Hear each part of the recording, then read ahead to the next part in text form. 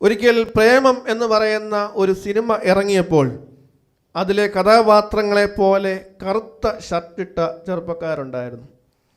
അതുപോലെ തന്നെ ആട് എന്ന ഒരു സിനിമ ഇറങ്ങിയപ്പോൾ അതിലെ പോലെ 2 കളറുള്ള മുണ്ട ധരിക്കുന്ന ആളുകളുണ്ടായിരുന്നു.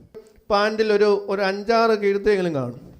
ഒരുപാട് നല്ല ഓർമ്മകൾ എനിക്ക് സമ്മാനിച്ച ഒരു ഇടം. ഇവിടെ വരുമ്പോൾ ഒരു ഭവനത്തിലേക്ക് വരുന്ന ഒരു ഫീലാണ്. ഞാനൊരു പ്രത്യേക സാഹചര്യത്തിൽ നാട്ടിലേക്ക് വരുവാനായിട്ടൊക്കെ ഇടയായി. ഇന്നലെ ഒരു കല്യാണമുണ്ടായിരുന്നു. ഒട്ടും ഒഴിവാക്കാൻ പറ്റാത്ത ഒരു കല്യാണം ആയതുകൊണ്ട് തന്നെ വരുവാനായിട്ട് ശ്രമിച്ചു. അങ്ങനെ ഈ ദിവസങ്ങൾ ഈ മീറ്റിങ്ങിൽ പങ്കെടുക്കണം എന്ന് മാത്രമേ ഞാൻ ആഗ്രഹിച്ചുള്ളൂ.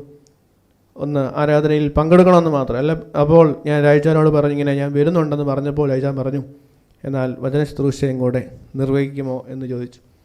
അപ്പോൾ ആ ഒരു വാക്ക് ഏറ്റെടുക്കുകയും ഇത് ദൈവനിയോഗമായി കാണുവാനും ഇടയായി. അങ്ങനെയാണ് ഇന്ന് നിങ്ങളുടെ മുമ്പിൽ ഇവിടെ നിൽക്കുന്നത്. ഞാൻ കോഴിക്കോടാണ് ഇപ്പോൾ താമസിക്കുന്നത്.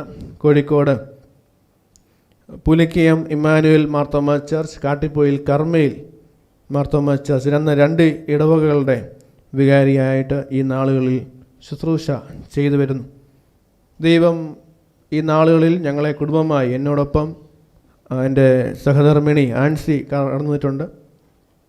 ആൻസി ഇന്ന് ആദ്യമായിട്ടാണ് ഞാൻ കീബോർഡ് വായിക്കുന്നത് നേരിട്ട് കാണുന്നത്. അപ്പോൾ പ്രത്യേകിച്ച് അങ്ങനെ ഒരു സന്തോഷം കൂടി എനിക്ക് ഉണ്ട്. പ്രിയപ്പെട്ട സജീച്ചൻ്റെയും അലക്സച്ചൻ്റെയൊക്കെ ഒപ്പം പ്രിയ സ്നേഹിതനായ അജിയച്ചൻ, ഞങ്ങൾ ഒരുപാട് നല്ല ബന്ധം ഈ നാളുകളിൽ കാത്തു സൂക്ഷിക്കുന്നു. ഞങ്ങൾ ഇവിടെ ഒരു കൊയർ ടീമായിട്ടൊക്കെ പ്രവർത്തിച്ചത് ഈ സമയത്ത് ഓർക്കുന്നു. ഒരു പ്രോഗ്രാം യൂട്യൂബിൽ ലൈവ് ചെയ്യുന്നതിന് വേണ്ടിയിട്ട് ഞങ്ങളിവിടെ ഒരു ദിവസം മുഴുവനും സ്പെൻഡ് ചെയ്തതൊക്കെ ഈ സമയത്ത് ഓർക്കുന്നു. ലാലു സാർ എൻ്റെ ഇടവകയിൽ ഒരിക്കൽ വന്നിട്ടുണ്ട്. സെൻട്രൽ കൺവെൻഷനുമായിട്ട് ബന്ധപ്പെട്ട് കഴിഞ്ഞ വർഷം വന്നിട്ടുണ്ട്. ഈ രാജാനും കുടുംബവും എനിക്കൊരിക്കലും മറക്കാൻ കഴിയാത്ത ഒരു കുടുംബമാണ്. ഏറ്റവും സ്നേഹമുള്ള കുടുംബം. മാമ വന്നിട്ടില്ലേ എന്ന്? ഉണ്ടോ? ഓക്കെ. അപ്പോൾ വളരെയധികം സന്തോഷമുണ്ട് ഒരിക്കൽ കൂടി ഈ പ്രദേശത്ത് വരുവാനും ഈ മീറ്റിങ്ങിൽ പങ്കെടുക്കുവാനും ദൈവം സഹായിക്കുന്നതിനെ ഓർത്ത് ദൈവത്തെ സ്തുതിക്കുന്നു. നമ്മുടെ അല്പസമയത്തെ തിരുവചന ധ്യാനത്തിനായി ഉൽപ്പത്തി പുസ്തകം 8-ാം അധ്യായം 1-ാം വാക്യം. ഉൽപ്പത്തി പുസ്തകം 8-ാം അധ്യായം 1-ാം വാക്യം.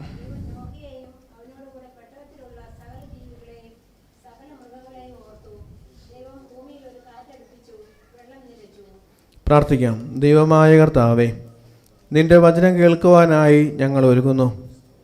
നീ ഞങ്ങളോട് സംസാരിക്കണമേ. അടിയൻ്റെ നാവിനെയും നിൻ്റെ മക്കളുടെ ഹൃദയത്തെയും ഒരുപോലെ ബലപ്പെടുത്തണമേ. യേശുവിൻ നാമത്തിൽ പ്രാർത്ഥന കേൾക്കണമേ. റാന്നിക്കാർ ഒരിക്കലും മറക്കാത്ത വർഷമാണ് 2018.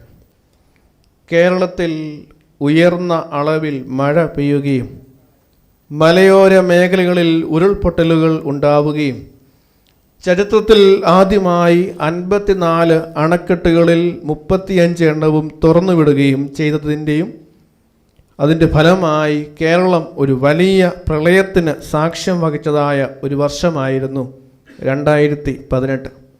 അതുകൊണ്ട് 2018 നമുക്കൊരിക്കലും മറക്കാൻ കഴിയാത്ത ഒരു വർഷമാണ്. അതേപോലെ തന്നെ കഴിഞ്ഞ വർഷം ജൂലൈ മാസം 30-ാം തീയതി വയനാട് ജില്ലയിൽ മേപ്പാടി പഞ്ചായത്തിൽ മുണ്ടക്കൈ, ചൂരൽമല, അട്ടമല, പുഞ്ചിരിമറ്റം എന്നിടങ്ങളിൽ ഉണ്ടായ ഉരുൾപൊട്ടലുകൾ മൂലം ഒരു ഗ്രാമം മുഴുവൻ ഒറ്റ രാത്രി കൊണ്ട് ശൂന്യമാക്കപ്പെട്ടതൊക്കെയും നമ്മൾ അറിഞ്ഞതായ സംഭവമാണ്. ഞാൻ കോഴിക്കോട് താമസിക്കുന്നത് കൊണ്ട് തന്നെ അവിടെ പലപ്പോഴും വയനാട് പോകേണ്ടതായിട്ട് വരുന്നുണ്ട്. അങ്ങനെ ഒരിക്കൽ വയനാടുള്ള ഈ പ്രദേശങ്ങൾ പോയി സന്ദർശിക്കുവാനായിട്ടൊക്കെയും ഇടയായി. നമ്മുടെ എൻ്റെ ഒരു സുഹൃത്തും മാർത്തോമാ സഭയിലെ വൈദികനുമായിരിക്കുന്ന കരൺ ജോൺ മത്തായി അച്ഛൻ ഈ ചൂരൽമലയിലുള്ള ഈ പ്രദേശങ്ങളുടെ റീഹാബിറ്റേഷൻ സെൻറ്ററിൻ്റെ ഡയറക്ടറായും ഈ നാളുകളിൽ ശുശ്രൂഷ ചെയ്യുന്നു. അങ്ങനെ അച്ഛനുള്ളതുകൊണ്ട് അവിടെ പോകുവാനായിട്ടൊക്കെയും എനിക്ക് ഭാഗ്യം ലഭിച്ചു.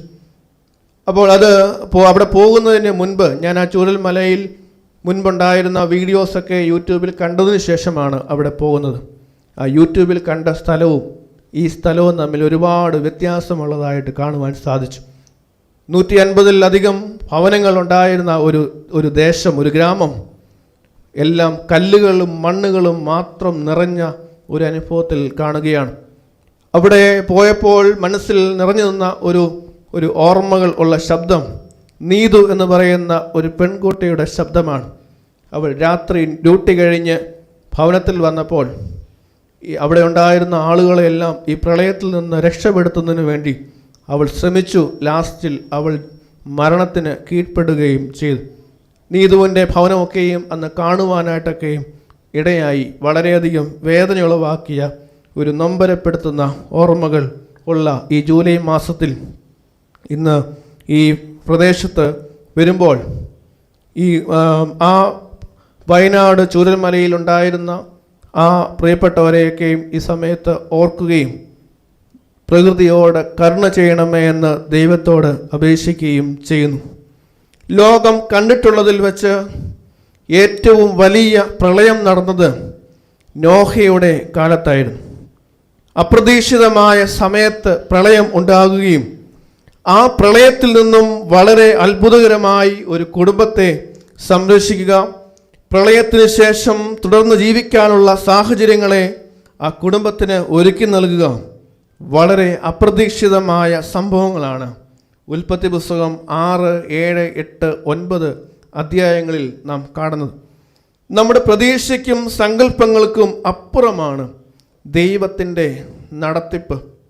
ദൈവത്തെ ആരാധിക്കുവാനായി ദൈവം സൃഷ്ടിച്ചതായ ഭൂമിയിൽ ദൈവത്തിൻ്റെ സ്വന്തം സ്വരൂപത്തിലും സാദൃശ്യത്തിലും ദൈവം രൂപപ്പെടുത്തിയതായ മനുഷ്യൻ പാപം ചെയ്ത് ദൈവ തേജസ് നഷ്ടപ്പെടുത്തി ജീവിച്ചപ്പോൾ ദൈവം ഈ ഭൂമിയെ തകർക്കുവാനായി നോഹയുടെ കാലത്ത് 40 രാവും 40 പകലും ഭൂമിയിൽ മഴ പെയ്യിപ്പിക്കുകയും അങ്ങനെ 40 ദിവസം ഈ ഭൂമിയിൽ ജലപ്രളയമുണ്ടാകുകയും ചെയ്ത അനുഭവമാണ് ഈ ഉൽപ്പത്തി പുസ്തകം 6, 7, 8, 9 അധ്യായങ്ങളിൽ നാം കാണുന്നത്. ഇവിടെ 7-ാം അധ്യായത്തിൻ്റെ 17 മുതലുള്ള വാക്യങ്ങൾ നാം വായിക്കുമ്പോൾ അവിടെ കാണുവാനായിട്ട് സാധിക്കുന്നത്, ആർക്കെങ്കിലും ഒന്ന് വായിക്കാമോ?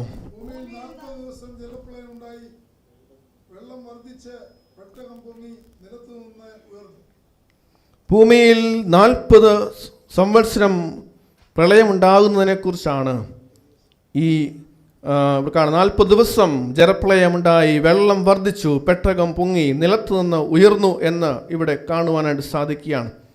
അതുകൊണ്ട് അതിനുശേഷം വായിക്കുമ്പോൾ 24 മുതൽ 24 ശേഷമുള്ള അധ്യായം, പുതിയ അധ്യായം ആരംഭിക്കുകയാണ്. 24 വാക്കിന് ശേഷം 8-ാമത്തെ അധ്യായം ആരംഭിക്കുമ്പോൾ അവിടെ നാം കാണുന്നത് ദൈവം നോഹയെയും അവനോടുകൂടെ പെട്ടകത്തിലുള്ള സകല ജീവികളെയും സകല മൃഗങ്ങളെയും ഓർത്തു എന്ന് കാണുകയാണ്.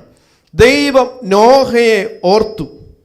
വളരെ ആഴമേറിയ ഒരു ചിന്ത നൽകുന്നതായ ഒരു സെൻറ്റൻസ്. ദൈവം നോഹയെ ഓർത്തു. നമ്മൾ ദൈവത്തെ ഓർക്കാറുണ്ട്, അതുകൊണ്ടാണ് നമ്മൾ ഇവിടെ ഒരുമിച്ച് കൂടിയിരിക്കുന്നത്. എന്നാൽ ദൈവം നമ്മെ ഓർക്കാറുണ്ടോ? ദൈവത്തിന് നമ്മെ വല്ല പരിചയമുണ്ടോ എന്നത് ഇന്ന് ഗൗരവമായി നമ്മൾ ചിന്തിക്കേണ്ടതായ ഒരു ചോദ്യമാണ്. ദൈവത്തിൻ്റെ മെമ്മറി കാർഡിൽ ഇടം പിടിക്കുക എന്നത് അത്ര ഈസിയായ കാര്യമല്ല.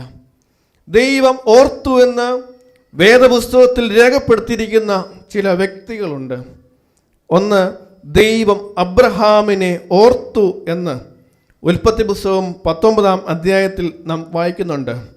അവിടെ തൻ്റെ സഹോദര പുത്രനായ ലോത്തും കുടുംബവും താമസിച്ചിരുന്നതായ സോദോമും ഗോമോരയും ദൈവം നശിപ്പിച്ചപ്പോൾ ദൈവം അബ്രഹാമിനെ ഓർത്തു എന്ന് ഉൽപ്പത്തി പുസ്തകം 11-ാം അധ്യായത്തിൻ്റെ 29-ാം വാക്യത്തിൽ കാണുന്നു. അങ്ങനെ ദൈവം അബ്രഹാമിനെ ഓർത്തപ്പോൾ ഒരു പോറലും തട്ടാതെ വണ്ണം ലോത്തിനെ ദൈവം രക്ഷിച്ചു എന്ന് കാണുവാൻ സാധിക്കുന്നു. വന്ന വഴി മറന്നവനായിരുന്നു ലോത്ത്. ദൈവത്തിൻ്റെ വാക്ക് കേട്ട് അബ്രഹാം ഇറങ്ങിയപ്പോൾ അബ്രഹാമിൻ്റെയും സാറയുടെയും കൂടെ ഉണ്ടായിരുന്ന ഒരു അനാഥ കുട്ടിയായിരുന്നു ലോത്ത്. എന്നാൽ സമ്പത്ത് വർദ്ധിച്ചപ്പോൾ വന്ന വഴിയും സഹായിച്ച ദൈവത്തെയും അഭയം തന്ന അബ്രഹാമിനെയും ഉപേക്ഷിച്ച് സ്വത്തിൻ്റെ പിന്നാലെ പോയവനായിരുന്നു ലോത്ത്. ദൈവം നടത്തിയ വഴികൾ വിട്ട് മാറിപ്പോയാൽ, ദൈവസന്നിധി വിട്ട് അകന്ന് ജീവിച്ചാൽ ലോത്തിൻ്റെ അനുഭവമായിരിക്കും നമുക്കും ഉണ്ടാകുന്നത്. എത്രയെത്ര അനുഗ്രഹങ്ങൾ ദൈവം നൽകിയിട്ടുണ്ട്. ഒന്ന് തിരിഞ്ഞു നോക്കിയേ, എത്രത്തോളം നന്മകൾ ദൈവം നൽകിയിട്ടുണ്ട്. നമ്മുടെ ആയുസ്സുമായിട്ട് ഒന്ന് കണക്ക് കൂട്ടി നോക്കിയേ, എത്രയെത്ര അതിശയകരമായിട്ടാണ് ദൈവം നമ്മെ നടത്തിയത്. അനുഗ്രഹങ്ങൾ ധാരാളം ലഭിക്കുമ്പോൾ ദൈവത്തെ മറന്ന് ജീവിക്കുന്നവരാണ് മനുഷ്യർ. ഇന്ന് ഒരു പട്ടക്കാരനായതുകൊണ്ട് തന്നെ ധാരാളം അനുഭവങ്ങൾ അറിയുവാൻ സാധിച്ചിട്ടുണ്ട്. ദൈവത്തെ അറിഞ്ഞ് ജീവിക്കുന്നവരെ അവരുടെ തലമുറയും ദൈവം മാനിക്കുക തന്നെ ചെയ്യും. അതിൽ യാതൊരു സംശയവും ഇല്ല. ഇവിടെ ലോത്ത് ദൈവസന്നിധിയിൽ നിന്ന് അകന്ന് ജീവിച്ചെങ്കിലും ഈ അബ്രഹാമിൻ്റെ സഹോദരപുത്രനാണ് എന്നുള്ള ഒറ്റ ബലത്തിൽ ദൈവം അവനെ കൈവിട്ടില്ല എന്ന് കാണുവാൻ സാധിക്കുന്നുണ്ട്. അപ്പോൾ ഇവിടെ 18-ാം അധ്യായത്തിൻ്റെ 28 മുതലുള്ള വാക്യങ്ങൾ വായിക്കുമ്പോൾ അബ്രഹാം ദൈവത്തോട് മധ്യസ്ഥത വയ്ക്കുന്നതിനെക്കുറിച്ചൊക്കെയും കാണുന്നുണ്ട്. 50 നീതിമാന്മാരുണ്ടെങ്കിൽ നീ നശിപ്പിക്കുമോ? പിന്നെ 45, 30 അങ്ങനെ കണക്കുകൾ പറയുകയാണ്. അതെല്ലാം എന്തിനാണെന്ന് ചോദിച്ചാൽ ഈ ലോത്തിനെ രക്ഷിക്കുക എന്നുള്ളത് അബ്രഹാമിൻ്റെ ആവശ്യമായിരുന്നു. ഇന്ന് സഹോദരങ്ങൾ തമ്മിൽ കലഹങ്ങളുള്ള ലോകത്തിൽ നാം ജീവിക്കുമ്പോൾ സഹോദരന് വേണ്ടി കോടതി വരെ കയറുന്ന ആളുകൾ എനിക്കറിയാം. അതുപോലെ ബന്ധങ്ങൾ ശിഥിലമാകപ്പെടുന്ന ഈ ലോകത്തിൽ നാം ജീവിക്കുമ്പോൾ അബ്രഹാം നല്ല മാതൃക നമുക്ക് കാണിച്ചു തരികയാണ്. ഈ സഹോദരപുത്രൻ ലോത്ത്, അവൻ തെറ്റ് ചെയ്തവനാണ് എങ്കിലും അവനെയും കൈക്കൊള്ളുവാൻ അവനൊരു പ്രശ്നം വന്നപ്പോൾ അവനെ ചേർത്ത് നിർത്തിയവനായി ഈ അബ്രഹാമിനെ കാണുന്നു. അതുപോലെ ദൈവം ഓർത്തതായ മറ്റൊരു വ്യക്തിയാണ് റാഹേൽ. 30-ാം അധ്യായത്തിൻ്റെ 22-ാം വാക്യത്തിൽ കാണുന്നുണ്ട്, യാക്കോബിന് 2 ഭാര്യമാർ ഉണ്ടായിരുന്നു എങ്കിലും ദൈവം ഓർത്തു എന്ന് രേഖപ്പെടുത്തിയിരിക്കുന്നത് റാഹേലിനെ കുറിച്ചാണ്. അതിൻ്റെ കാരണം അവർ നിരന്തരം ദൈവത്തോട് മക്കൾക്ക് വേണ്ടി അപേക്ഷിച്ചവൾ ആയിരുന്നു.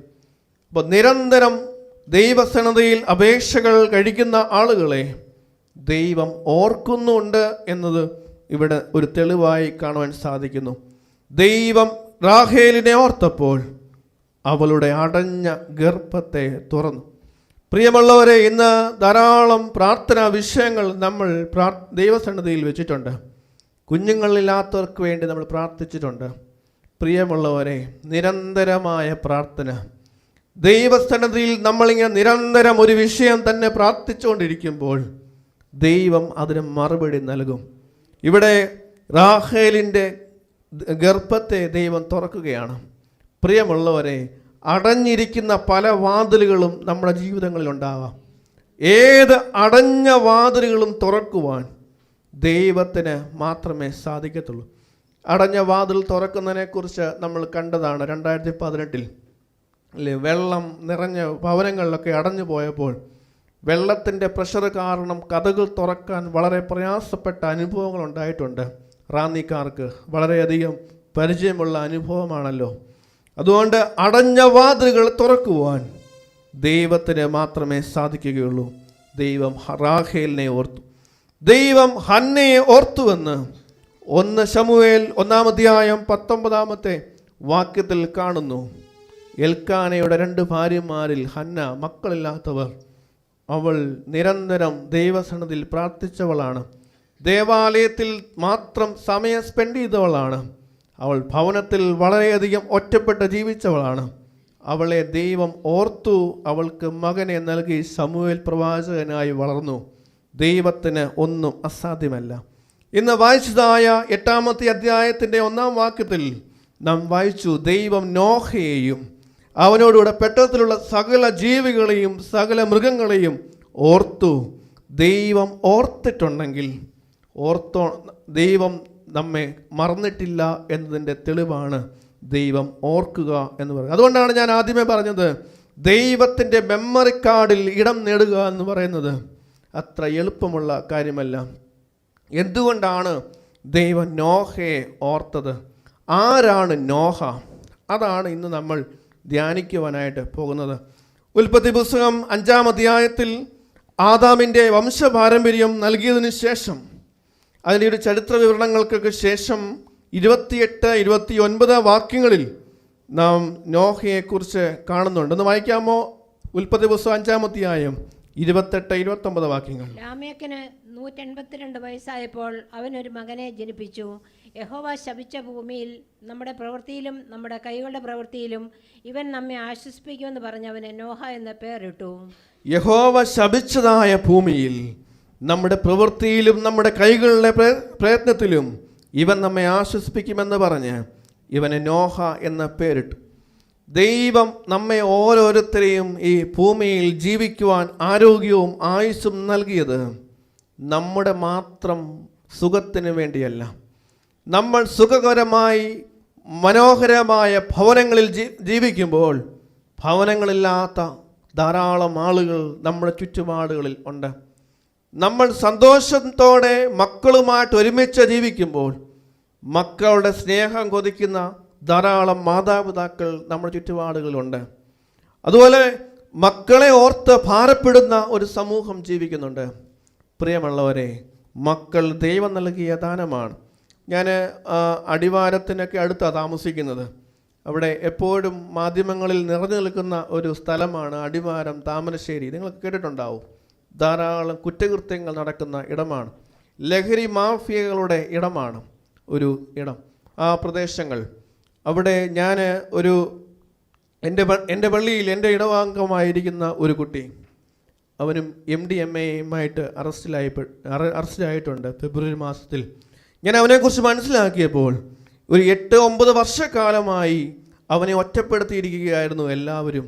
പള്ളിയിൽ വന്ന ആ കുറ്റം, എല്ലായിടത്തും അവനെ കുറ്റപ്പെടുത്തുകൾ മാത്രവും. അങ്ങനെ അവൻ ഈ ലഹരിയുടെ അടിമയായി തീർന്നു. ഈ വയനാട് വെച്ച് റിസോർട്ടിൽ വെച്ച് അവനെ അറസ്റ്റ് ചെയ്യപ്പെട്ടു. അപ്പോൾ ഞാൻ അവനെ വിളിച്ചു സംസാരിച്ചു. ആദ്യം ഒരു ഭയം ഉള്ളിലുണ്ടായിരുന്നു. കാരണം ലഹരിയുടെ അടിമകളായി നിന്നവനാണ്, എങ്ങനെ റെസ്പോണ്ട് ചെയ്യുമെന്നറിയില്ല. അപ്പോൾ MDMA വളരെയധികം തീവ്രകരമായ ഒരു ലഹരി വസ്തുവാണ്. അപ്പോൾ ഞാൻ അവനെ വിളിച്ച് സംസാരിച്ചു. ഞാൻ സംസാരിച്ച ശേഷം ഞാൻ പറഞ്ഞു, നീ എൻ്റെ കൂടെ വാ, എനിക്ക് 2 പള്ളികളുണ്ട്, മാറി മാറി ഞാൻ എവിടെ കുർബാനയില്ലെന്നോ അവിടെ നീ എൻ്റെ കൂടെ വാ. ഞാൻ അവനെ ഇപ്പോൾ കൊണ്ടു നടക്കുകയാണ് കൂടെ. എൻ്റെ സഹോദരനെ പോലെ ഞാൻ അവനെ കൊണ്ടു നടക്കുകയാണ്. പ്രിയമുള്ളവരെ, ദൈവം നൽകിയ നന്മകൾ ദൈവസന്നദ്ധയിൽ ഉപയോഗിക്കുവാൻ ഇടയായിത്തീരണം. ദൈവം നൽകിയ മക്കളെ ദൈവസന്നദ്ധയിൽ വളർത്തുവാൻ സാധിക്കുന്നില്ല എങ്കിൽ ഇത്തരത്തിലുള്ള ലഹരിയുടെ അടിമകളായി തീരുമെന്നതിൽ യാതൊരു സംശയവും വേണ്ട. അതുപോലെ തന്നെ അവിടെ കാണുന്ന വേറൊരു പ്രത്യേകതയുണ്ട്. ഒന്ന് നീട്ടി വളർത്തി കഴിഞ്ഞാൽ പറയും അവൻ കഞ്ചാവിന് അടിമയാണ്. അല്ലെങ്കിൽ ഒരു കമ്മൽ കുത്തിക്കഴിഞ്ഞാൽ പറയും അവൻ ലഹരിയുടെ അടിമയാണ്. അങ്ങനെ ഒരാളെ ഞാൻ പരിചയപ്പെട്ടു. ഞാൻ സംസാരിച്ചപ്പോൾ അദ്ദേഹം പറയാണ്, ഞാൻ ആരോടും മിണ്ടത്തില്ല. എന്താ മോനെ കാര്യം? ഇങ്ങനെ എന്നെ ഒരു ലഹരിയുടെ അടിമയാക്കി തീർക്കാൻ ആളുകൾ ശ്രമിക്കുന്നു. അവൻ ഈ യൗവനക്കാരനായതുകൊണ്ട് തന്നെ കുറച്ച് ചെറിയ ചെറിയ ഫ്രീക്കത്തരമൊക്കെ കാണിക്കുന്നതിൽ തെറ്റതുള്ളതെന്ന് എനിക്ക് തോന്നുന്നില്ല. ഒരു മുടി വളർത്തിയെന്ന് വെച്ചുകൊണ്ടൊന്നും സംഭവിക്കാൻ പോകത്തില്ല. അത് അവൻ്റെ ആ പ്രായത്തിൻ്റെ, നമ്മളറിയാം ഇപ്പോൾ കുട്ടികളൊക്കെ ധാരാളം ഫാഷൻ പരേഡ് പോലെ ജീവിക്കുന്ന ആളുകളുണ്ട്. അതിനെ തെറ്റായിട്ട് കണ്ടു കഴിഞ്ഞാൽ ഉള്ളൊരു പ്രശ്നം എന്താണെന്ന് ചോദിച്ചാൽ നമ്മുടെ കൈയകലത്ത് നിന്ന് അകന്നു പോകും. ഒരു പ്രായം കഴിഞ്ഞാൽ അവർക്ക് തന്നെ ഒരു ബോധ്യം വരും, അവൻ ചെയ്യുന്നത് തെറ്റാണെന്നുള്ള ബോധ്യം സ്വയം ഉണ്ടാകുമ്പോഴാണ് ആ തെറ്റിൽ നിന്ന് മാറുവാനായിട്ട് സാധ്യമായി തീരുന്നത്. ഇവിടെ നോഹയെക്കുറിച്ച് നാം ചിന്തിക്കുമ്പോൾ, നോഹ ഈ ശപിക്കപ്പെട്ട ഈ ഭൂമിയെ രക്ഷിക്കുവാൻ വേണ്ടി ദൈവം നിയോഗിച്ചവനാണ്. നോഹയെക്കുറിച്ച് ഒരു ധ്യാന പുസ്തകത്തിൽ വായിച്ചത് ഇങ്ങനെയാണ്: വിശ്വാസത്തെ വിശ്വസ്തത കൊണ്ടും, വിശ്വസ്തതയെ നീതി കൊണ്ടും, നീതിയെ നിഷ്കളങ്കത കൊണ്ടും, നിഷ്കളങ്കതയെ വിശുദ്ധി കൊണ്ടും, വിശുദ്ധിയെ യാഗം കൊണ്ടും കീഴടക്കിയ അതുല്യ വ്യക്തിത്വമാണ് നോഹ.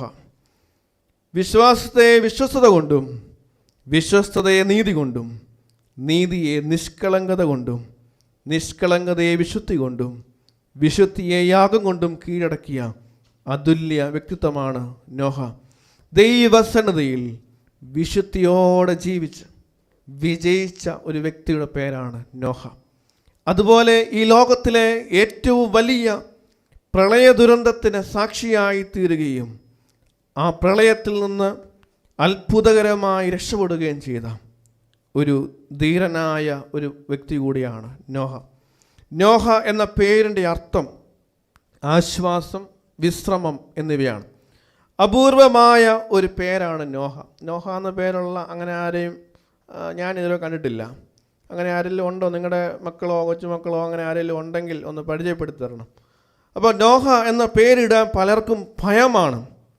കാരണം നോഹ എന്ന് കേൾക്കുമ്പോൾ പ്രളയം, ഇവൻ്റെ ജീവിതം എന്തായി തീരുമോ എന്നുള്ള ഒരു ആശങ്ക കാരണം ജീവിതം മുഴുവൻ പ്രളയമാകുമോ എന്ന് ഭയന്ന് നോഹ എന്നാരും അറിഞ്ഞുകൊണ്ട് പേരിടുകയില്ല എന്നാണ് ഞാൻ മനസ്സിലാക്കുന്നത്. ധാരാളം ബലവാന്മാരും ധൈര്യശാലികളും ഉണ്ടായിരുന്ന ഈ ലോകത്തിൽ ദൈവം ഓർത്തത് ആരെയാണ്? നോഹയാണ്. എന്തുകൊണ്ടാണ് ദൈവം നോഹയെ ഓർത്തത്? 3 ചിന്തകളിലൂടെ പങ്കുവയ്ക്കാൻ അത്രേ ആഗ്രഹിക്കുന്നത്. ഒന്ന്, നോഹ വ്യത്യസ്തനായി ജീവിച്ചവനാണ്. നോഹ വ്യത്യസ്തനായി ജീവിച്ചവൻ ആണ്. എങ്ങനെയാണ് നോഹ വ്യത്യസ്തനായി ജീവിച്ചത്? 6-ാം അധ്യായത്തിൻ്റെ 1 മുതലുള്ള വാക്യങ്ങളിൽ നാം കാണുന്നുണ്ട്. ഒന്ന് വായിക്കാമോ?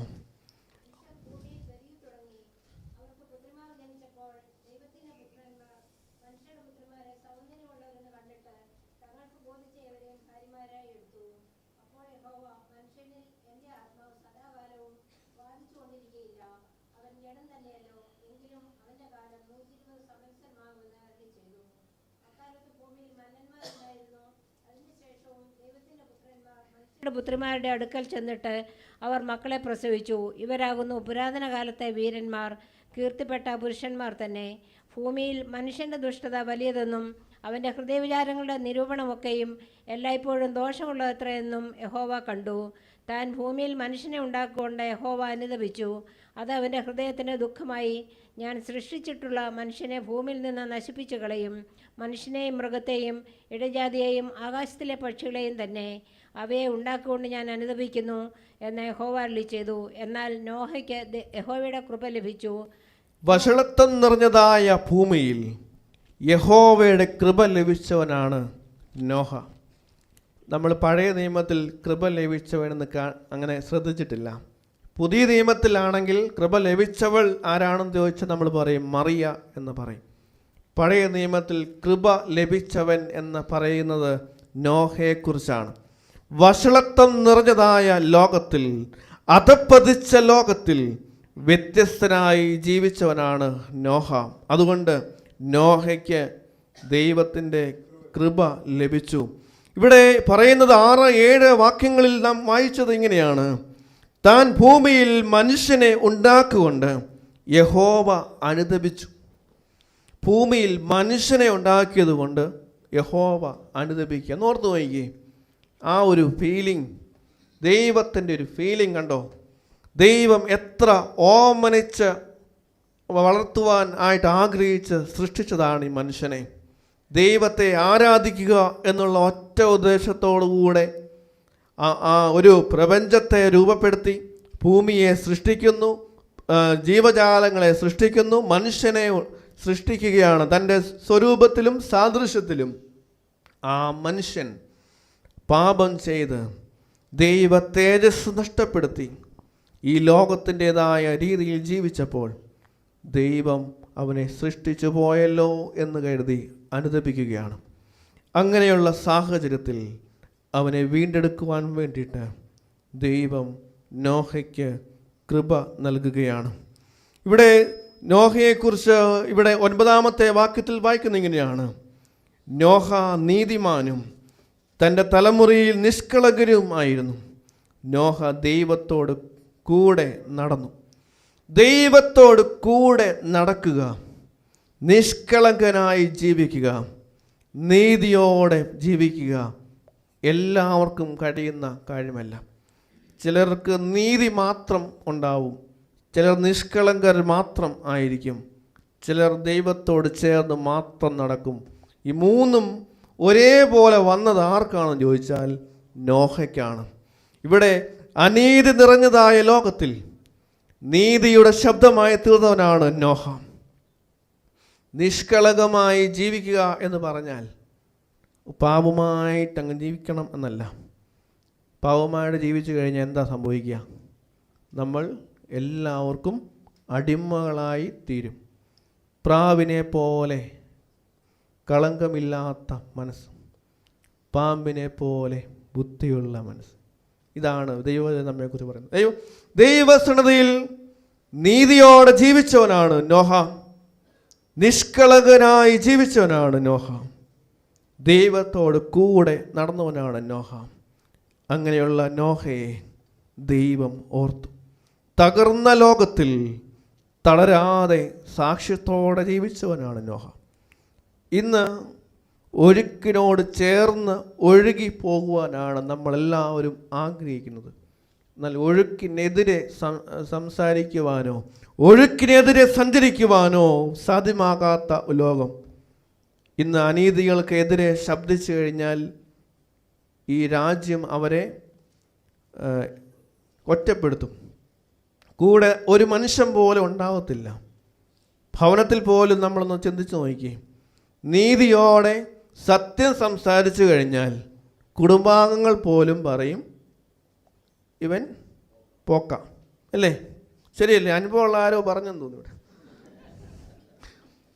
അപ്പോൾ നീതി സംസാരിക്കുമ്പോൾ നീതിയോടെ നിൽക്കുന്നവരെ, നട്ടലോടെ ജീവിക്കുന്നവരെ ദൈവം ഒരിക്കലും കൈവിടുകയില്ല എന്നാണ് ദൈവവചനം പറയുന്നത്. ഇന്ന് ട്രെൻഡിന് പുറകെ പോകുന്ന ഒരു കാലമാണ്. ഡ്രസ്സിങ് സ്റ്റൈൽ, ഹെയർ സ്റ്റൈൽ എല്ലാം ട്രെൻഡ് അനുസരിച്ചാണ് ഇന്ന് മാധ്യമങ്ങളിൽ ആണെങ്കിൽ പോലും കാണുന്നത്.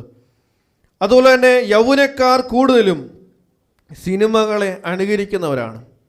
സിനിമയിലെ കഥാപാത്രങ്ങൾ, നായകന്മാരും ഉപയോഗിക്കുന്നതായ വസ്ത്രം, അല്ലെങ്കിൽ അവരുടെ ഹെയർ സ്റ്റൈൽ, ഇതാണ് ഇന്നത്തെ ഒരു ജനങ്ങൾ ഇഷ്ടപ്പെടുക, അല്ലെങ്കിൽ യൗവനക്കാരാണെങ്കിലൊക്കെ ഇഷ്ടപ്പെടുന്നത് അങ്ങനെയുള്ളത്. അതുകൊണ്ടാണ് അതനുസരിച്ച് അവരുടെ ട്രെൻഡ് അനുസരിച്ചാണ് വാണിജ്യവൽക്കരണത്തിൽ ഈ ഷോപ്പുകളിലൊക്കെയും ലഭ്യമാകുന്നതും അവരുടെ ട്രെൻഡ് അനുസരിച്ചാണ്. ഒരിക്കൽ പ്രേമം എന്ന് പറയുന്ന ഒരു സിനിമ ഇറങ്ങിയപ്പോൾ അതിലെ കഥാപാത്രങ്ങളെ പോലെ കറുത്ത ഷർട്ടിട്ട ചെറുപ്പക്കാരുണ്ടായിരുന്നു. അതുപോലെ തന്നെ ആട് എന്ന ഒരു സിനിമ ഇറങ്ങിയപ്പോൾ അതിലെ പോലെ 2 കളറുള്ള മുണ്ട ധരിക്കുന്ന ആളുകളുണ്ടായിരുന്നു. പണ്ടൊക്കെ ധരിക്കുന്ന പാൻസ് ഒന്ന് കീറിപ്പോയാൽ എങ്ങനെയെങ്കിലും അത് തയ്ച്ചിടുകയോ അല്ലെ വേറെ പാൻറ് ഇടുകയോ ചെയ്യുന്ന ഒരു രീതിയായിരുന്നു. എന്നാൽ ഇന്നത്തെ ചെറുപ്പക്കാരെ നോക്കിയാൽ മനസ്സിലാവും, അവരുടെ പാൻറ്റിൽ ഒരു 5-6 കീഴ്ത്തെങ്കിലും കാണും. ശരിയല്ലേ ഞാൻ പറഞ്ഞേ? കഴിഞ്ഞ ദിവസം ഞാൻ അവളോട് ചോദിച്ചതാ. ഞാൻ ചോദിച്ചു, മോനെ നീ നല്ല പാൻറ് ഇട്ടോട്ടോ, കീറിപ്പോയല്ലോ. പറഞ്ഞാൽ അതൊരു ഫാഷനാണ്. ഇപ്പോഴത്തെ ഫാഷൻ കീറിയ പാൻറ്റും ഒക്കെയാണ് ഇപ്പോഴത്തെ ഫാഷൻ. എന്നാൽ നോഹയുടെ കാലത്ത് നോഹ ഒരു ഫാഷൻ്റെയും ഒരു ട്രെൻഡിൻ്റെയും പുറകെ പോയില്ല. ഈ നാട് ഓടുമ്പോൾ നടുവേ ഓടണമെന്ന് പറയും. എന്നാൽ നോഹ ജീവിച്ചത് വ്യത്യസ്തനായാണ് ജീവിച്ചത്. അതുകൊണ്ട് നോഹയ്ക്ക് ദൈവത്തിൻ്റെ കൃപ ലഭിച്ചു. രണ്ടാമത് ഇവിടെ കാണുന്ന ഒരു പ്രത്യേകത, നോഹ ദൈവവചനം അനുസരിച്ചവനാണ്. നോഹ ദൈവവചനം അനുസരിച്ചവനാണ്. ഉൽപ്പത്തി പുസ്തകം 6-ാം അധ്യായം 22-ാം വാക്യത്തിൽ നാം ഇങ്ങനെ വായിക്കുന്നുണ്ട്: ദൈവം തന്നോട് കൽപ്പിച്ചതൊക്കെയും നോഹ ചെയ്തു, അങ്ങനെ തന്നെ അവൻ ചെയ്തു. 7-ാം അധ്യായത്തിൻ്റെ 5-ാം വാക്യത്തിൽ ഇങ്ങനെ വായിക്കുന്നുണ്ട്: യഹോവ തന്നോട് കൽപ്പിച്ച പ്രകാരമൊക്കെയും നോഹ ചെയ്തു. ദൈവം തന്നോട് കൽപ്പിച്ചതൊക്കെയും നോഹ ചെയ്തു. ദൈവം കൽപ്പിക്കാത്തതൊന്നും അവൻ ചെയ്തില്ല. വളരെ ഗൗരവമായ ഒരു വാക്കാണ്. ദൈവം നമ്മോട് ധാരാളം കാര്യങ്ങൾ സംസാരിക്കാറുണ്ട്. നമ്മൾ പ്രാർത്ഥിക്കുമ്പോൾ, നമ്മൾ കൂട്ടായ്മകളിൽ വരുമ്പോൾ, നമ്മളറിയാതെ നമ്മുടെ അടുക്കൽ അവൻ വരും. നമ്മളറിയാതെ നമ്മുടെ അടുത്ത് ഇരുന്ന് നമ്മുടെ ഹൃദയത്തോട് ചേർന്ന് അവൻ്റെ കാതുകളെ വെക്കും. ഹൃദയമിടിപ്പ് അറിയാനല്ല, ഹൃദയത്തിലെ വേദന അറിയാനാ. ഹൃദയത്തിൽ എന്തെങ്കിലും ഭാരവുമായിട്ടാണോ ദൈവസന്നിധിയിൽ ഇരിക്കുന്നത് എന്ന് അറിയുവാനായിട്ടാ അവൻ നമ്മുടെ ഹൃദയത്തോട് ചേർന്ന് കാത് വെക്കുന്നവനാണ്. പ്രിയമുള്ളവരെ, ഇന്ന് ഈ ആലയത്തിനുള്ളിൽ ദൈവത്തിൻ്റെ സാന്നിധ്യമുണ്ട്. നമ്മുടെ അരികിൽ ദൈവമുണ്ട്. ഏതെങ്കിലും തരത്തിലുള്ള വേദനകളോ ഏതെങ്കിലും പ്രയാസങ്ങളോ ആയിട്ട് ആരെങ്കിലും ഇന്ന് ഈ ശബ്ദപരിധിക്കുള്ളിൽ, അത് യൂട്യൂബിലായിക്കോട്ടെ ഈ ഹോളിനുള്ളിലായിക്കോട്ടെ, എവിടെയെങ്കിലും ഉണ്ടെങ്കിൽ ഓർക്കുക, ദൈവം നമ്മുടെ ഹൃദയത്തെ അറിയുന്നവനാണ്. ഇവിടെ നോഹ ദൈവം കൽപ്പിച്ചതൊക്കെയും ചെയ്തവനാണ്. പ്രളയമുണ്ടാകുമെന്ന് ദൈവം പറഞ്ഞു എങ്കിലും നോഹ വിശ്വസിച്ചത് വെള്ളത്തെയല്ല, പെട്ടകത്തെയുമല്ല. നോഹ വിശ്വസിച്ചതും ആശ്രയിച്ചതും അഖിലാണ്ടത്തിൻ്റെ ഉടയവനെയാണ്. ദൈവത്തെയാണ് അവൻ ആശ്രയിച്ചത്. മനുഷ്യരിൽ ആശ്രയിക്കുന്നതിനേക്കാൾ യഹോവയിൽ ആശ്രയിക്കുന്നത് നല്ലത്. പ്രഭുക്കന്മാരിൽ ആശ്രയിക്കുന്നതിനേക്കാൾ യഹോവയിൽ ആശ്രയിക്കുന്നത് നല്ലത്. ചില ആളുകളുണ്ട്, ഈ ഗൾഫിൽ നിന്നൊക്കെ ആരെങ്കിലുമൊക്കെ നാട്ടിൽ വരുമ്പോൾ ആ വീട്ടിലിങ്ങനെ നിരന്തരം ഇങ്ങനെ പോവും. എന്തിനാ? സങ്കടങ്ങൾ പറയുക, എന്തെങ്കിലും കിട്ടിയിട്ടുണ്ടെങ്കിൽ വാങ്ങുക, ഒക്കെ ഒരു ട്രെൻഡാണ്. ഇപ്പോൾ എനിക്കൊന്നത് മാറിയെന്ന് എനിക്ക് തോന്നുന്നു. കാരണം ഇപ്പോൾ എല്ലാ വീട്ടിലും ഒരാളെങ്കിലും ഗൾഫുകാരുണ്ട്, അല്ലെങ്കിൽ UK കാനഡക്കാർ, എല്ലാ വീടുകളും ഉണ്ട്. എന്നാൽ മനുഷ്യരിൽ ആശ്രയിക്കുന്ന ആളുകൾ ഒന്ന് ചിന്തിച്ചു നോക്കിയേ. അങ്ങനെ പോകുന്ന ആളുകൾ ഏതെങ്കിലും ഒരു തരത്തിൽ ഒരു പ്രയാസങ്ങൾ അവരുമായിട്ടുണ്ടായാൽ, എന്തെങ്കിലും അഭിപ്രായ വ്യത്യാസം ഉണ്ടായാൽ മതി, പിന്നെ ഈ തന്നതും ഇല്ല, ചെയ്തതുമില്ല, ഒന്നുമില്ല.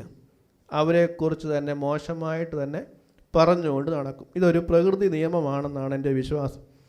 എന്നാൽ ഇവിടെ നാം കാണുന്നത് നോഹ ആശ്രയിച്ചതും നോഹ വിശ്വസിച്ചതും അഖിലാണ്ടത്തിൻ്റെ ഉടയവനെയാണ്.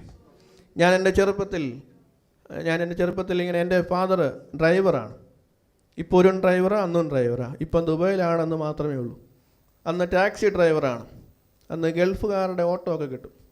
അപ്പോൾ ഓട്ടം പോയിട്ട് കഴിയുമ്പോൾ എന്തെങ്കിലും ഒരു മുട്ടായിയോ അല്ലെങ്കിൽ എന്തെങ്കിലും വാച്ചോ സ്പ്രേയോ തന്നു വിടും. അപ്പോൾ അത് കാണുമ്പോൾ ഞങ്ങൾ ആഗ്രഹിച്ചിട്ടുണ്ട്, ദൈവമേ, എന്നാണ് ഞങ്ങൾക്ക് ഒന്ന് മുട്ടായി ഒരു എണ്ണത്തിൽ കൂടുതൽ കിട്ടുക? അവർ തരുമ്പോൾ എത്ര ആ വീട്ടിലെ ആളുകൾ എണ്ണം അനുസരിച്ച് തരത്തുള്ളൂ. അതങ്ങനെ പറ്റത്തുള്ളല്ലോ.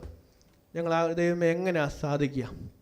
ദൈവം ഇന്ന് തിരിഞ്ഞു നോക്കുമ്പോൾ എത്ര നന്മകൾ നൽകിയിട്ടുണ്ട്. എൻ്റെ കുടുംബത്തിൽ 3 പേർ ഇപ്പോൾ ദുബായ്ക്കാരാണ്. എൻ്റെ പാപ്പായും എൻ്റെ സഹോദരനും സഹോദരിയും ദുബായിൽ വർക്ക് ചെയ്യുന്നു. ഇപ്പോൾ ഞാൻ വിവാഹം കഴിച്ച ആ വ്യക്തിയുടെ ആങ്ങളെയും ദുബായിൽ വർക്ക് ചെയ്യും. ഇപ്പോൾ മുട്ടായി തിന്നാനൊരു കൊതി പോലും ഇല്ല. അപ്പോൾ ഞാൻ പറയാൻ ആഗ്രഹിച്ചത്, മനുഷ്യനിൽ ആശ്രയിക്കുന്നതിനേക്കാൾ യഹോവയിൽ ആശ്രയിക്കുന്നത്. ധാരാളം പ്രയാസങ്ങളോടെ കടന്നു പോയിട്ടുണ്ട്.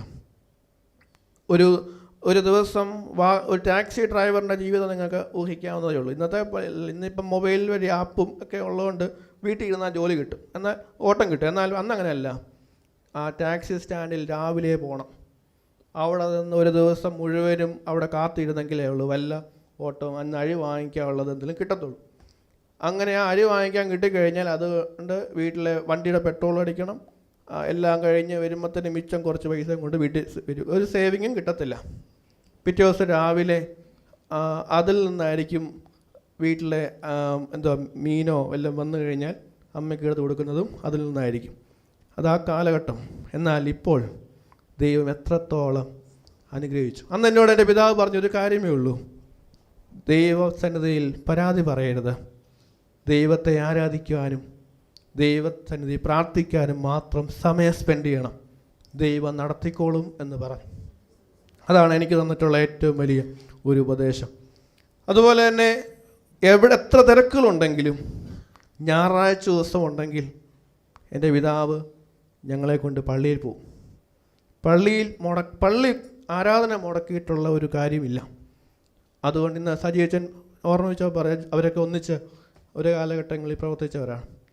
അപ്പോൾ ദൈവസന്നിധിയിൽ നമ്മൾ അടുത്തു വരും തോറും അവൻ നമ്മോട് ചേർന്നിരിക്കും. നമ്മെയും നമ്മുടെ കുടുംബത്തെയും തലമുറയും അവൻ ഓർക്കും എന്നതിൽ യാതൊരു സംശയവും വേണ്ട. നോഹ വിശ്വസിച്ചതും നോഹ ആശ്രയിച്ചതും പ്രളയത്തെയല്ല, പെട്ടകത്തെയല്ല, അഖിലാണ്ടത്തിൻ്റെ ഉടയവനെയാണ്. ഒരു ബൈബിൾ ഉണ്ടായിരുന്ന ഒരു കാലം നമുക്കുണ്ട്. ഒരു ബൈബിളുണ്ട്, എല്ലാവരും കുടുംബാംഗങ്ങളെല്ലാവരും ഒന്നിച്ച് അത് വായിക്കും. ഒരാൾ വായിക്കുന്നു, അടുത്ത ആൾ അങ്ങനെ പാസ് ചെയ്തു. ഇന്ന് ബൈബിളുകൾ എത്ര ഉണ്ടെന്ന് ചോദിച്ചാൽ മതി, അല്ലേ? വീടുകളിൽ ഇന്ന് ധാരാളം ബൈബിളുകൾ നമ്മുടെയൊക്കെ ഭവനങ്ങളുണ്ട്. ഒന്ന് തലയിണയുടെ അടിയിൽ വെക്കാൻ, ഒന്ന് വാഹനത്തിൽ വെക്കാൻ, ഒന്ന് ടീപ്പോയുടെ അടിയിലുള്ള മാഗസിനുകൾക്ക് ഇടയിൽ വെക്കാൻ. പിന്നെ ചില ആളുകളുണ്ട് പൊടിയാകുമെന്ന് പറഞ്ഞ് തുറന്നു വയ്ക്കാതെ വാങ്ങിയതുപോലെ തന്നെ ഭദ്രമായി പൊതിഞ്ഞ് വിൽക്കുന്ന ആളുകൾ ഉണ്ട്. എങ്ങനെയോ അല്ലെ ചില ആളുകളുടെ എങ്ങനെയാ ഇതും പിടിച്ചുകൊണ്ട് റോഡിലൂടെ നടക്കുന്നത്, ആരെങ്കിലും കണ്ട എന്നെ കളിയാക്കുമല്ലോ എന്ന് പറഞ്ഞുകൊണ്ട് ബൈബിൾ എടുക്കാതെ പ്രാർത്ഥനയ്ക്കും പള്ളികളിലും പോകുന്ന ആളുകളുമുണ്ട്. കാരണം ഇപ്പോൾ എല്ലാം ഫോണിലുണ്ടല്ലോ, എന്തിനാ ബൈബിൾ പോക്കറ്റ് വെച്ചാൽ പോരെ എന്നങ്ങനെ ചിന്തിക്കുന്ന ആളുകളുണ്ട്. എന്നാൽ ഓർത്തു നോക്കിക്കേ, ഈ കറുത്ത പുസ്തകം എടുത്തവരെയും ഇത് വായിച്ചവരെയും ഇത് ചുമന്നവരെയും അവരുടെ തലമുറയും ദൈവം അനുഗ്രഹിച്ചിട്ടുണ്ട്. എനിക്ക് 3 ബൈബിളുണ്ട്. എനിക്ക് ആദ്യം കിട്ടുന്ന ബൈബിളാണ്. ഇതെൻ്റെ അപ്പച്ചനും അമ്മച്ചനും വാങ്ങിച്ചു തന്ന ബൈബിളാണ്. ഇതിന് ശേഷം ഞാൻ കൊമ്പാടി പഠിച്ചു കഴിഞ്ഞപ്പോൾ അവിടെ നിന്ന് കിട്ടിയ ഒരു ഗിഫ്റ്റ്, ഒരു ബൈബിൾ, അത് വീട്ടിലിരിപ്പുണ്ട്.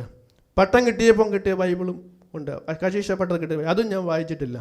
എന്നാൽ ഈ ബൈബിൾ, ഇത് എൻ്റെ ആദ്യം കിട്ടിയ ബൈബിൾ, ഞാൻ വായിച്ച് പഠിച്ചതും ഞാൻ ധ്യാനിച്ചതും പ്രസംഗിച്ചതും എന്നെ അച്ഛനാക്കിയതും എല്ലാം ഈ ബൈബിളാണ്.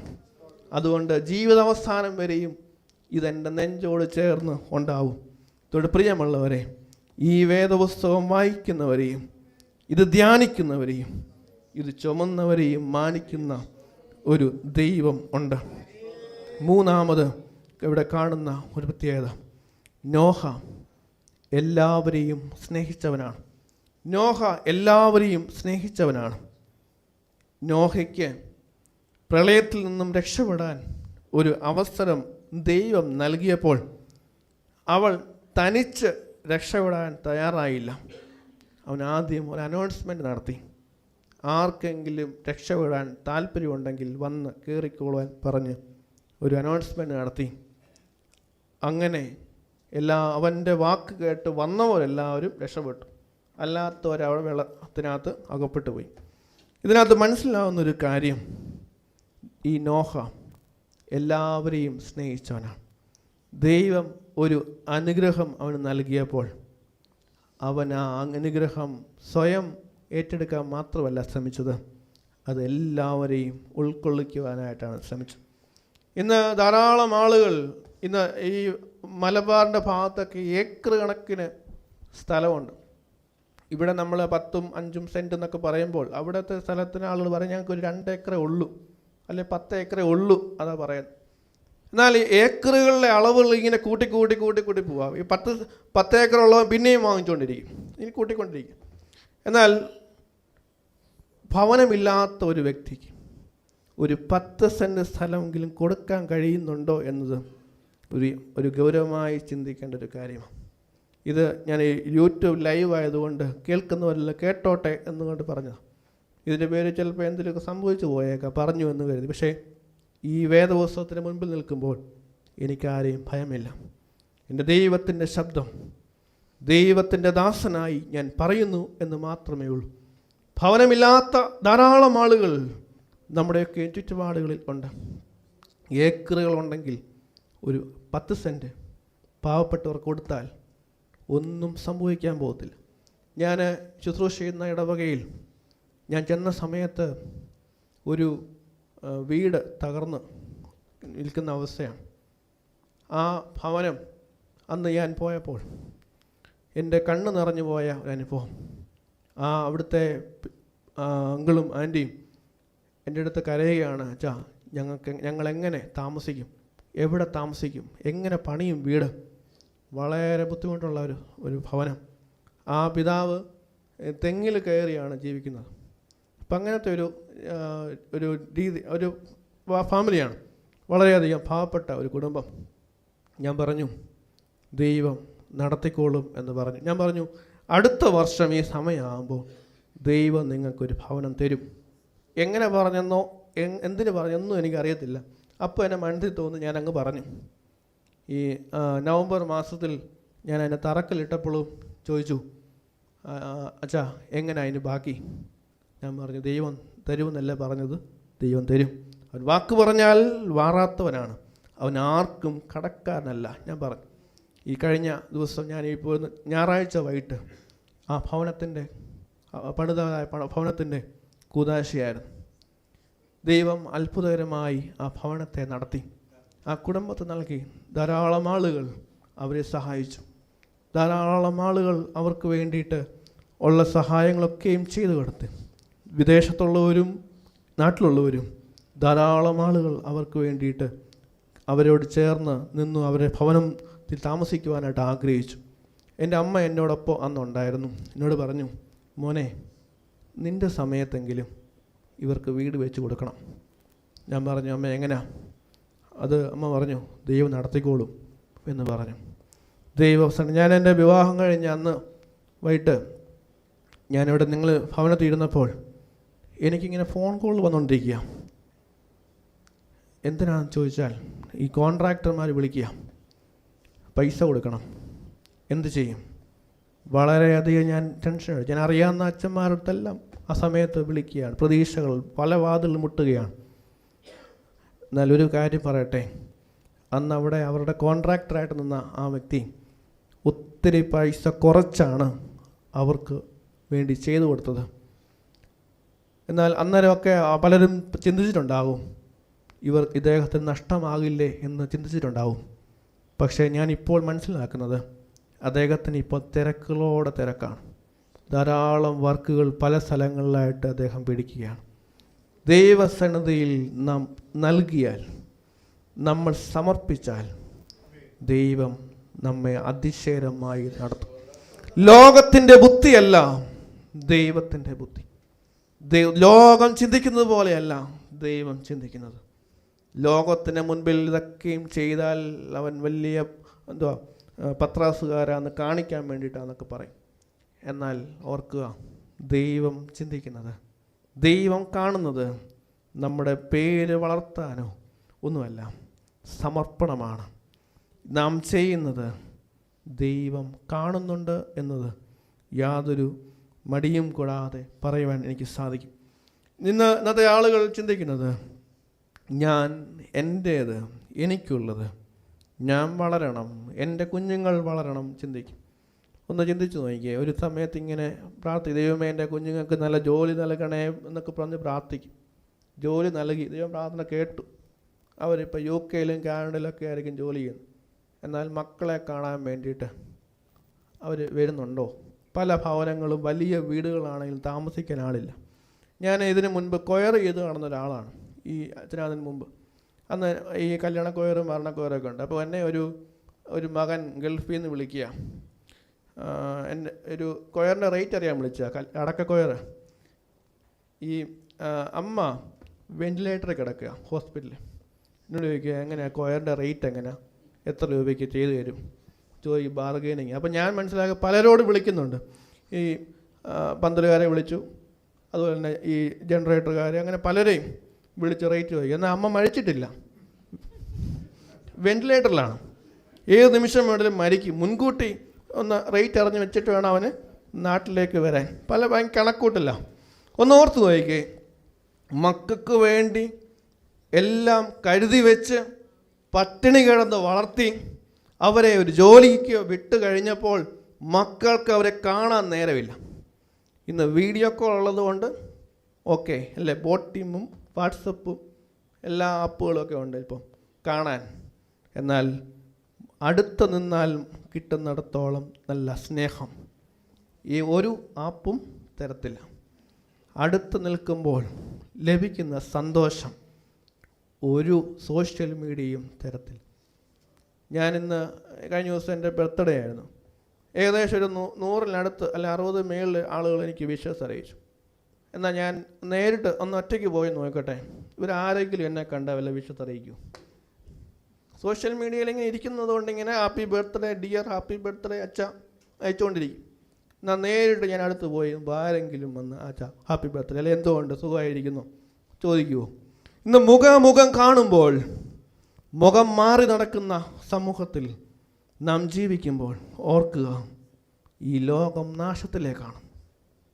ബന്ധങ്ങൾ ഇല്ലാതെ നാം ജീവിച്ചാൽ ഓർത്തോണം, നമ്മൾ നാശത്തിലേക്കാണ് പോകുന്നത്. ഇവിടെ ശിഥിലമാക്കപ്പെടുന്ന ബന്ധങ്ങൾ. എനിക്കറിയാവുന്ന ഒരു വ്യക്തി, അദ്ദേഹം വീടിൻ്റെ കോടതി കയറി ഇറങ്ങുക.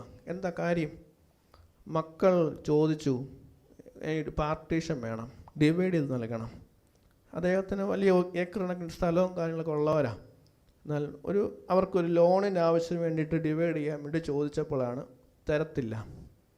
ഈ എവിടെ കേട്ടതുള്ള തരത്തില്ലെന്നല്ല, തരൂല്ല എന്ന് തന്നെ പറയണമെന്ന് പറഞ്ഞ പോലെ ഇവിടെ കേസിന് പോകുന്ന ആളുകൾ സഹോദരന് വേണ്ടി ഒരു കല്ല് അങ്ങോട്ട് മാറ്റി വെച്ചാൽ മതി, അവന് സുഖമായിട്ട് വീട്ടിലേക്ക് കയറാൻ കഴിയും. ഞാനൊരിക്കൽ ഒരിടത്ത് ഒരു ഭവനത്തിൻ്റെ വഴി പ്രശ്നവുമായിട്ട് ബന്ധപ്പെട്ട് പോയി. അവിടെ ചെന്നപ്പോൾ അവർ വഴി കൊടുക്കത്തില്ല, വളരെയധികം പ്രയാസമാണ്. ഇടുങ്ങിയ വഴിയിലൂടെയാണ് അവരകത്ത് കയറുന്നത്. ഞാൻ അവരോട് ചോദിച്ചു, എന്തുകൊണ്ടാണ് നിങ്ങൾ വഴി കൊടുക്കാതെ? അപ്പോൾ പറഞ്ഞു, എൻ്റെ അച്ഛൻ മരിക്കുന്നതിന് മുമ്പ് പറഞ്ഞൊരു ആഗ്രഹമാണ്, അച്ഛൻ്റെ അവസാനത്തെ ആഗ്രഹമാണ് അവർക്ക് വഴി കൊടുക്കരുതെന്ന്. അപ്പോൾ ഞാൻ ചോദിച്ചു, ഈ അച്ഛൻ മരിച്ചത് എങ്ങനെയാണ്? ക്യാൻസറായിരുന്നു. അച്ഛൻ പോയപ്പോൾ ഈ വഴി കുറച്ച് കൊണ്ടുപോയായിരുന്നോ? കൊടുത്തു? ഇല്ല. പിന്നെ ഞാൻ ചോദിച്ചു, ഒന്നുകൊണ്ട് സമാധാനപ്പെട്ട് ചിന്തിച്ച് നോക്കാം. അപ്പോൾ അവർ പറഞ്ഞു, എൻ്റെ ഇളയ മോനും ക്യാൻസറാണ്, എന്നാൽ അവനോട് ഞാൻ ചോദിച്ചോട്ടെ എന്ന് ചോദിച്ചവൻ പറഞ്ഞു അവനും തരത്തില്ല. അവന് പോകുമ്പോൾ ഞാൻ ചോദിച്ചു, അവൻ പോകുമ്പോൾ കൊണ്ടുപോകാൻ വേണ്ടിയിട്ട് ഇങ്ങനെ അടുക്കി വെച്ചേക്കുവാണെന്ന് ചോദിച്ചു. അപ്പം അതിനൊരു തീരുമാനം ഇതുവരെ ആയിട്ടില്ല. എന്തെങ്കിലുമൊക്കെ വരുമെന്ന് ഞാൻ എന്തെങ്കിലും പ്രതീക്ഷിക്കും. കർത്താവ് പ്രത്യാശ വെക്കുക. ഞങ്ങൾക്ക് അച്ഛന്മാർക്ക് ഒരു പ്രത്യേകത ഉണ്ട്, എന്തും അങ്ങ് പറയാനുള്ളൊരു ധൈര്യമുണ്ട്. കാരണം അച്ഛന്മാരായതുകൊണ്ട് തിരിച്ചാരും ഒന്നും പറയത്തില്ലല്ലോ അല്ലേ? അതുകൊണ്ടുള്ളൊരു ധൈര്യം ഇങ്ങനെ പരിശുദ്ധാത്മാവ് ഞങ്ങൾക്ക് തരുന്ന. പക്ഷെ എൻ്റെ ഒരു രീതി അങ്ങനെയല്ല. നീതിയോടെ ജീവിക്കുക, നീതി മാത്രം സംസാരിക്കുക, അനീതി കണ്ടാൽ എതിർക്കുക. ഇവൻ്റെ ഭാര്യയ്ക്ക് അറിയാം, ഞാൻ ഈ പോകുന്ന വഴിയിലൊക്കെ എന്തെങ്കിലും ഒരു അനീതി കണ്ടു കഴിഞ്ഞാൽ ഞാൻ തമ്മിലങ്ങ് പറയും. എന്തോ ഗവൺമെൻറ് എന്തോ ചോദിക്കും, അറിയാതെ അങ്ങ് മനസ്സിലേക്ക് വരും. അത് എങ്ങനെയാണെന്ന് അറിയത്തില്ല. ഈ ദൈവത്തിൻ്റെ ആത്മാവ് നമ്മളെ കൂടെ അങ്ങ് പറയിപ്പിക്കുന്നു. ഇവിടെ നോഹ എല്ലാവരെയും സ്നേഹിച്ചവനാണ്. വെറുക്കുവാനോ പിണക്കങ്ങളുള്ളവരായിട്ടോ ആരെങ്കിലും ജീവിക്കുന്നുണ്ടെങ്കിൽ ആരോടും പിണക്കമില്ലാതെ ജീവിക്കാൻ സാധിക്കണം. ഈ പള്ളിയിൽ കാണുന്ന ഒരു രസകരമായ ഒരു കാര്യമുണ്ട്. ഈ കയ്യസൂരി കൊടുക്കുമ്പോൾ സാധാരണ ഞങ്ങളൊക്കെ പറയുന്നത് ഈ കുരിശ് ആകൃതിയിൽ മുന്നിൽ നിന്ന് ഒരാൾ വാങ്ങിച്ച് പുറകെ കൊടുക്കുക, 2 സൈഡിൽ കൊടുക്കുക, അങ്ങനെ കൊടുക്കണ്ട. എന്നാൽ ചില ആളുകൾ കൊടുക്കത്തില്ല, എന്ത് വന്നാലും കൊടുക്കത്തില്ല. അതിൻ്റെ കാര്യം എന്താണെന്ന് ചോദിച്ചു കഴിഞ്ഞാൽ അടുത്തിരിക്കുന്ന ആളും മിണ്ടത്തില്ല. അതാണ് പ്രശ്നം. അതിന് കൈ കൊടുത്തു കഴിഞ്ഞാൽ എന്താ കുഴപ്പം, എന്തെങ്കിലും സംഭവിക്കുമോ എന്നുള്ള ടെൻഷൻ. എന്നാൽ ഞാൻ പലപ്പോഴും എൻ്റെ ഇടവകളിൽ പറയാറുണ്ട്, ഈ കയ്യസൂരി വ്യക്തികൾ തമ്മിലല്ല കൊടുക്കുന്നത്, ദൈവസന്നിധിയിൽ നിന്ന് ലഭിക്കുന്ന കയ്യസൂരിയാണ് ഇങ്ങനെ പാസ് ചെയ്ത് കൊടുക്കുന്നത്.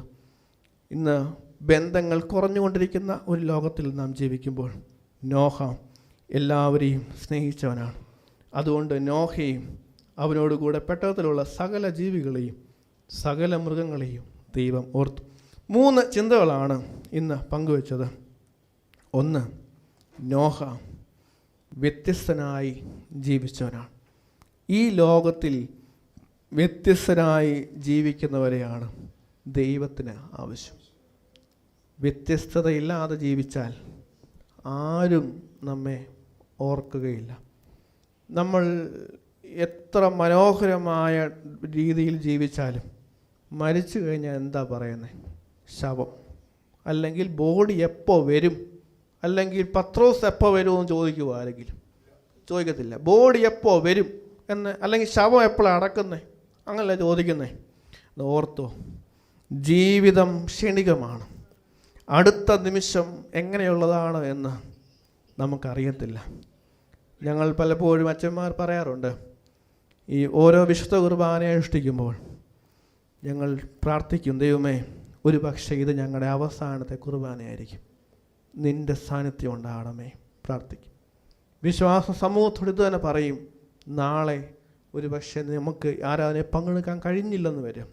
ജീവിച്ചിരിക്കുന്നത് എത്ര കാലമാണോ അത്രയും കാലം നോഹയെ പോലെ നീതിയോടും നോഹയെ പോലെ ദൈവത്തോട് ചേർന്ന് നടക്കുവാനും നിഷ്കളങ്കമായി ജീവിക്കുവാൻ സാധിക്കട്ടെ, വ്യത്യസ്തനായി ജീവിക്കാൻ സാധിക്കട്ടെ. നോഹ ദൈവവചനം അനുസരിച്ച് നടന്നവനാണ്. 3, നോഹ എല്ലാവരെയും സ്നേഹിച്ചവനാണ്. എല്ലാവരെയും സ്നേഹിക്കുവാനും എല്ലാവരെയും കരുതുവാനും നമുക്ക് സാധിക്കുമ്പോഴാണ് മനുഷ്യരുടെ മനസ്സിൽ വലിയവരായി തീരുന്നത്. അതോടൊപ്പം ദൈവത്തിൻ്റെ മുൻപിലും നമ്മൾ വലിയവരായി തീരുകയാണ്. ഇപ്രകാരം ഒരു അവസരം എനിക്ക് നൽകിയ ഏറ്റവും പ്രിയപ്പെട്ട രാജാനോടും UCP പ്രെയർ മീറ്റിംഗിലെ എല്ലാ കുടുംബാംഗങ്ങളോടുള്ള നന്ദി അറിയിച്ചുകൊണ്ട് നിർത്തുന്നു. ദൈവം നമ്മെ അനുഗ്രഹിക്കട്ടെ.